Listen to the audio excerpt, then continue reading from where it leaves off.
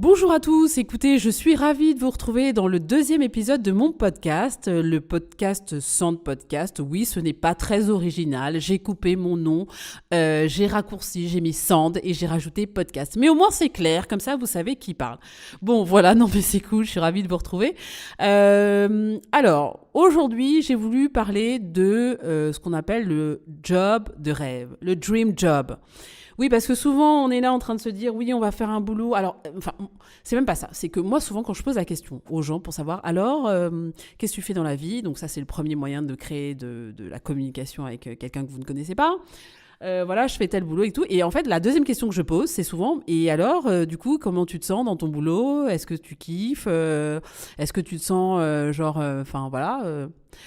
Et les trois quarts du temps, sincèrement, je suis juste choquée par la réponse des gens qui est souvent que, bah non, en fait, je kiffe pas trop mon boulot, quoi. Bon, alors, je précise que cette réponse ne vaut pas pour tous les gens qui kiffent leur boulot et que j'entends crier « Non, mais c'est pas vrai, moi je kiffe mon boulot ». Je vous entends, vous inquiétez pas, moi je kiffe mon boulot, il y a pas de problème. Mais il y a quand même beaucoup de gens qui kiffent pas leur boulot. Donc je me dis, ok, c'est quoi le truc en fait ? Alors, tous les matins, tu te lèves pour aller faire un boulot que t'aimes pas. C'est quand même dingue.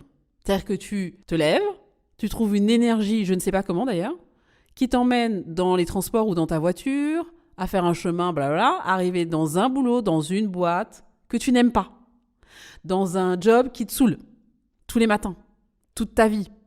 Bon, toute ta vie, j'exagère. Mais vraiment, en tant que sales, donc commercial, très attaché au développement personnel des personnes, donc, et aussi de moi-même, et d'entendre en fait les voix intérieures qui te disent chaque jour que le boulot que tu fais ne te convient pas, c'est pas ça que tu as envie de faire, mais tu fais ça parce que en fait soit t'as un boulot, tu l'aimes pas mais t'es hyper bien payé, donc c'est hyper chaud de quitter le boulot, soit parce qu'en fait tu sais pas trop ce que tu pourrais faire d'autre, soit parce que t'as peur, la peur. Bon, donc du coup, ouais, dans le cadre de là maintenant, je suis coach et formatrice en développement personnel, en management et en vente, et donc je suis obligée de vous emmener à cette réflexion. Est-ce que le boulot que vous faites aujourd'hui est le job de vos rêves ? Bon, a priori, j'ai pas entendu toutes les réponses de tout le monde. Non, mais plus sérieusement, vous avez la possibilité de choisir ce que vous faites. Je le répète, tout est possible. Pourquoi ce serait impossible en fait ? C'est une question de mindset. Et là, je vais dire, ça me fait penser à une notion que j'ai découverte il n'y a pas très longtemps, finalement, en côtoyant de plus en plus l'écosystème startup, le growth mindset. Le growth mindset, c'est quoi ? C'est enlever les œillères. Vous voyez les œillères qu'on met là sur les chevaux, là ? C'est dur, parce que ça concentre leur vision sur un endroit. Ils ne voient pas le reste. Ils ne voient pas ce qui se passe à côté, en fait. Ils ne voient pas le champ des possibles. Est-ce que vous avez déjà réfléchi au champ des possibles ? Est-ce que finalement, on ne se met pas des barrières, des œillères qui ne sont pas nécessaires ? Donc vraiment, est-ce que vous faites le job de vos rêves ? Et si vous ne le faites pas, eh bien, donnez-vous les moyens de faire votre job de rêve. Et oui, je le dis maintenant, donnez-vous les moyens. Vous avez 30 ans, vous avez 40 ans, vous avez 50 ans, vous avez 60 ans. On s'en fout, en fait. On vit une fois. Donc, autant profiter de cette vie incroyable sur Terre pour faire un job qui nous convienne, qui nous donne de l'énergie positive, comme je dis à mes enfants tous les matins, énergie positive. Voilà, donc moi je suis vraiment une fan de cette façon de penser, en fait, de programmer mon cerveau à la pensée positive, quoi qu'il advienne, quoi qu'il se passe.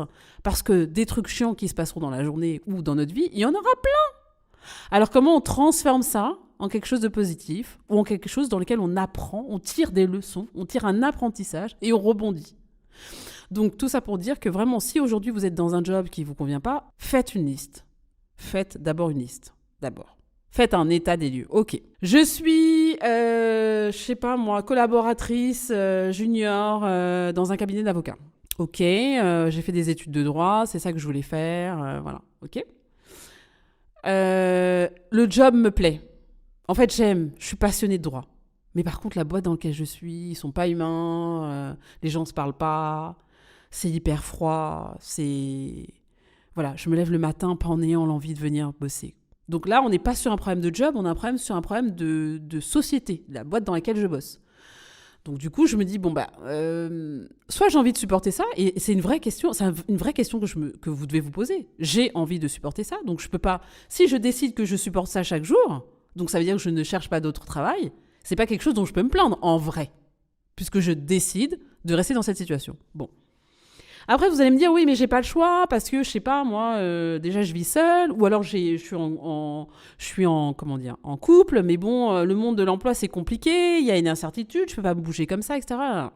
Il y a toujours des éléments anxiogènes qui viendront expliquer la raison pour laquelle vous ne faites pas les choses. Sachez-le. Il y en aura toujours. Le cerveau a ce mécanisme incroyable de nous proposer tout un tas de déclinaisons, de possibilités infinies, de problématiques. Donc, sincèrement, n'allez pas sur cette voie. Je vous invite à juste faire les plus, les moins de manière totalement rationnelle. Ok, là, j'ai ci, j'ai ça. Là, j'ai pas ci, j'ai pas ça. Nanana. Vous mesurez, vous regardez en fait, vous voyez s'il y a une balance, si c'est équilibré ou pas. Si on a un qui penche plus de l'autre côté, bon, s'il y a que des trucs plus et moins, pas de trucs moins, vous êtes dans votre job de rêve, a priori, puisque vous avez défini vous-même les catégories et vous avez explicité sur le papier que vous étiez dans le job qui correspondait à vos attentes. Mais si ça penche de l'autre côté, franchement les gars, réfléchissez à ce que vous voulez faire. Vous pouvez pas vous imposer ça dans votre vie. Rappelons que nous passons 80% de notre temps au travail. Donc si c'est pour faire un truc relou, ça sert à rien. Bon, là, moi, je parle, mais en vrai, j'ai choisi une vie, un lifestyle très particulier. Enfin, très particulier, non, il n'y a rien d'extraordinaire, mais je suis entrepreneur. C'est particulier dans le sens où il y a une forme d'instabilité permanente. Finalement, même quand vous passez des seuils, il y a des grandes boîtes qui se sont crachées. On se disait, mais ça n'arrivera jamais. Les boîtes se sont crachées. Et où il y a des grands patrons qui seront retrouvés à avoir des problématiques d'impôts non payés, on ne citera pas les noms, ou d'être poursuivis en justice pour avoir commis des actes de gestion, des décisions de gestion graves qui ont mis en danger l'entreprise, ou avoir commis des infractions. Bref, rien n'est sûr dans la vie. Vous pouvez être en haut. D'ailleurs, ça veut dire quoi être en haut? C'est la première chose. La réussite, ça veut dire quoi? Deuxième chose. Donc, vous pouvez considérer, ou la société peut considérer que vous êtes arrivé quelque part. Et donc, votre ego est là gonflé à bloc et vous dites que vous êtes arrivé. Bon, fine. Moi, pour moi, c'est une notion totalement abstraite. Mais vous pouvez redescendre aussi vite que vous êtes arrivé. Je sais pas, vous tombez malade, vous perdez quelqu'un, vous avez une galère, vous faites virer. Et vous avez un confort matériel que vous perdez. Il y a plein de choses qui peuvent arriver. Donc, tout ça pour dire que la vie d'entrepreneur que moi j'ai choisie, elle est effectivement... beaucoup de gens diraient « Ah ouais, tu gagnes plein d'argent et tout, les patrons, c'est tout ce machin. » Non, déjà, c'est pas vrai. Deuxièmement, je dois créer le propre revenu de la société, puis on est nombreux, donc c'est une chose qui n'est pas simple tous les jours. Mais par contre, j'ai une telle passion pour mon boulot. J'ai une telle passion pour l'entrepreneuriat. J'ai une telle passion pour cette capacité justement à pouvoir créer des expériences, de décider, d'être aux commandes en fait. Ça dépasse les merdes que je peux avoir. C'est au-delà même des... Je veux dire, il y a les merdes, allez, 100 points. Et le job de chef d'entreprise, 1 milliard de points. Donc en fait... Mais je sais que les merdes, elles seront là. Hein. Je sais, ça fait partie du lifestyle entrepreneur. Ça fait partie des trucs en fait. Donc... C'était pour vous parler un peu de la balance entre les points positifs et les points négatifs. Faites-le et donc du coup, c'est ça qui déterminera si vous êtes passionné ou pas dans un boulot. Tout ça pour dire que vraiment, la vie est courte. Et courte potentiellement. Vous voyez, il y a plusieurs millions d'années d'existence de la Terre, plusieurs milliards, pardon. Et comparé à ça, votre existence à vous de 30, 40, 50, 60, 80 ans, enfin tout dépend du moment où vous allez quitter cette Terre, elle est courte finalement. Donc je dis bien courte, je mesure mes propos. Donc à partir du moment où vous avez conscience de ça, je dis pas qu'il faut tous les jours se lever en se disant je vais mourir demain, c'est pas ça. Mais essayez de saisir les opportunités de créer le meilleur des environnements pour vous. L'endroit où le cadre où vous allez kiffer en fait. Vous allez kiffer. Vous allez vous lever et vous allez faire tous les jours un truc qui vous fait kiffer. Donc souvent, Pour les gens qui cherchent à justement changer de vie, reprendre des études, donc ça se fait de plus en plus. Comme je dis, à 40 ans, on a souvent un moment où on se pose des questions, des remises en question. Donc il y a beaucoup de choses qui se passent à ce moment-là de notre vie. Les dizaines d'ailleurs, hein. Souvent c'est les dizaines. 20, 30, 40, 50, les dizaines sont des moments de remise en question importants. Mais tout ça pour dire que si vous faites une reconversion, par exemple, moi je sais que ma mère a fait une reconversion dans les métiers de bouche, donc elle est repartie, elle était juriste, elle est allée faire un CAP de cuisine. Ça, par exemple, typiquement, ce genre de truc, ça a explosé ces dernières années avec les émissions de Top Chef et compagnie, Masterchef, parce que les gens se sont dit, mais c'est possible en fait. J'ai un rêve d'ouvrir un restaurant, je vais le faire.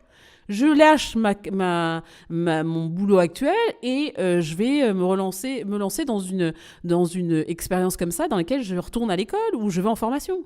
Mais attendez, moi je suis fascinée par les gens qui font ça. Ils ont un truc en fait qui est tellement riche parce qu'ils ont osé. Osons, n'ayons pas peur. Il ne se passera rien en vrai. Parce que ces gens qui aujourd'hui ont décidé de se reconvertir, ont lâché leur boulot dans lequel ils se faisaient chier pour aller suivre une formation ou pour faire autre chose, ou pour voyager, ou pour vivre en tout cas de leur passion, aujourd'hui ils sont plus épanouis que beaucoup d'autres gens. En tout cas, moi, dans les expériences de coaching et de formation en développement personnel, j'aide les gens qui le souhaitent à passer ce truc de reconversion, de changement de job. Donc ça passe souvent par des séances où on va réfléchir ensemble sur ce que la personne veut. Alors moi, je ne vais pas dire ce qu'elle veut, je vais l'aider à accoucher de ses envies, de ses plaisirs, de ses désirs, parce que souvent c'est enfoui, parce que c'est quelque chose qu'on ne veut pas exprimer, peut-être par la peur d'être égoïste, mais c'est important en fait d'avoir conscience de ce qu'on veut. Donc j'aide en fait mon client mon client, je l'aide en fait à aller vers ce chemin de qui je suis, qu'est-ce que je veux. Et une fois qu'on a défini ça, eh bien on trouve les moyens, on définit ensemble les moyens par rapport à sa situation bien sûr, les moyens pour l'accompagner, pour aller vers la recherche du job de ses rêves. Ça peut être parce que le CV est mal fait. Son CV est mal fait, et la personne a envie de faire du graphisme, mais bon, on a un CV qui est présenté comme si on voulait être dans un boulot administratif, donc ça passe pas en fait. Si tu veux faire un CV de graphiste, eh bien, il faut qu'on sente la créativité dans ton CV. Donc, vraiment, moi, dans mes séances de coaching et de formation, j'accompagne les gens à exprimer leurs envies d'être. Leurs envies d'être. Et une fois que vous les avez accompagnés dans ça, donc vous les aidez en fait à libérer la parole, vous pouvez donner un cadre. Le job de ses rêves, je crois qu'il s'obtient que lorsqu'on a conscience de ce qu'on veut et quand on décide après de faire ce qu'on veut. On le décide, c'est une décision mentale. Après qu'il y ait cette décision mentale, il y a plein de choses qui se mettent en scène. Et on accompagne en fait nos clients à comprendre ça, parce que c'est une énergie qui se met en place quand vous décidez un truc. Vous savez, c'est comme l'effet papillon. Vous dites une chose et puis ça crée plein de petites choses et vous ne vous rendiez pas compte à quel point ces petites choses vous permettent d'accomplir cette grande chose. Donc vraiment, le job de ses rêves, allez-y, vraiment. Il y a plein de CV aujourd'hui qui sont faits... Il y a des gens qui sont hyper créatifs, qui font des CV vidéo, des CV où ils se mettent en scène. C'est vrai qu'on a l'air de la vidéo, donc c'est clair que quand vous faites un CV vidéo, hein, alors beaucoup de gens encore envoient des CV papier, hein, qu'on ne se leurre pas, mais c'est vrai que la nouvelle génération sont très vidéo, ne serait-ce que le TikTok. Voilà, aujourd'hui, n'importe quel gens sait faire une vidéo, sait faire même des effets spéciaux sur TikTok, enfin ça va vite, donc du coup... la vidéo, si vous avez le courage de faire un CV vidéo, allez-y. Parce qu'en fait, vous ferez un truc différent des autres. Vous ferez un truc que les autres n'auront pas pensé à faire. Mais si ça vous permet d'obtenir le job de vos rêves, alors foncez. Foncez. Et vous laissez pas déstabiliser par ce que les gens vont dire. Oui, mais en fait, là, tu vas quitter ton boulot, mais tu vas faire comment? Mais tu vas payer comment tes factures? Mais ça se trouve, tu trouveras pas. Et nanani, nanana. Posez-vous la question si la personne qui est en train de vous dire ça n'est pas la frustration mais elle-même de son travail. Posez-lui la question. Mais en fait, quand tu me dis ça, en fait, tu vois que tu te rends compte que c'est quand même pas très encourageant. Ouais, mais bon, voilà, c'est hyper dangereux, le monde dans lequel on vit, nanani, nanana. Ok, mais en fait, est-ce que toi, t'aimes bien ton travail déjà toi-même? Et là, vous aurez des réponses assez surprenantes. Parce que souvent, on pose un diagnostic sur les autres parce qu'on a soi-même peur de pouvoir faire ça. On aimerait tellement le faire, mais on ne le fait pas. Et donc, du coup, on pose un diagnostic un peu désagréable sur les autres. Donc voilà, ne vous laissez pas embarquer par la pensée négative de votre entourage ou les conseils de vos amis ou prétendus amis ou famille ou père ou mère. Faites ce que vous avez envie de faire. Bon, bien sûr, je comprends, hein, quand vous êtes parent, moi je suis parent, j'ai 3 enfants, bon, je pense un minimum à comment je vais payer mon loyer, comment je vais payer mes factures, donc je ne vais pas m'aventurer à faire n'importe quoi. Mais quand bien même, je crois que l'entrepreneur est quelqu'un de fou et que cette forme de folie, en fait, vous emmène souvent à faire quand même à prendre des décisions qui sont quand même mesurées. En vrai, vous prenez des décisions un peu folles pour la majorité des gens, mais qui sont finalement mesurées. Donc allez-y, faites-vous plaisir. Life is short, enjoy. Allez, je vous retrouve pour le prochain podcast et merci de m'avoir suivi. C'est un vrai plaisir de partager ça avec vous.